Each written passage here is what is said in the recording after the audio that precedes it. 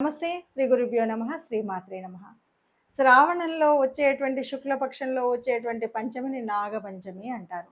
ఈ నాగపంచమి అన్నది రోజు ఏం చేస్తారు అంటే నాగదేవతకు పుట్టలో పాలు పోస్తారు. ఎందుకు పోస్తారు అంటే ఇక్కడ 2 రకాలైనటువంటి కారణాలు. సంతానం కోసం ఎవరైతే సంతానాన్ని కోరుకుంటారో ఆ సంతానాన్ని భిక్ష పెట్టేటువంటిది నాగదేవత. మన పూర్వీకులు నాగులు, నాగదేవత మనకు యొక్క ఇలవేల్పు అనేటువంటి గట్టి నమ్మకంతో నాగదేవతకు మనం పూజ చేయడం, పుట్ట చుట్టూ తిరగడం, పుట్టలో పాలు పోయడం, నైవేద్యం పెట్టడం, కొన్ని నూకలు వేసి అమ్మా నీకు ఈ నూకలు వేస్తున్నాను, నాకు ఒక నూకని ఇవ్వండి అని అంటారట. అంటే నాకు ఒక సంతానాన్ని ఇవ్వండి అని కోరుకుంటారట.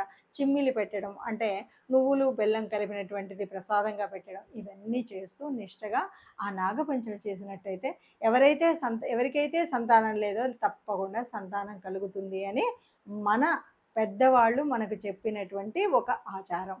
ఏ ఆచారమైనా దీని వెనకాతల కొంత శాస్త్రీయత ఉంటుంది.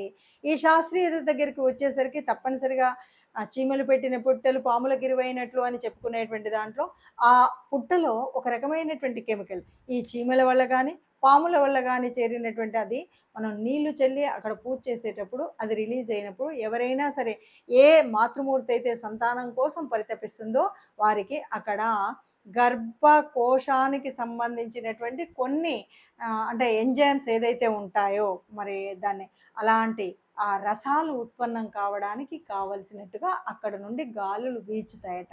అందువల్ల ఈ పూజ చేస్తారని ఇంకొంతమంది చెప్తారు.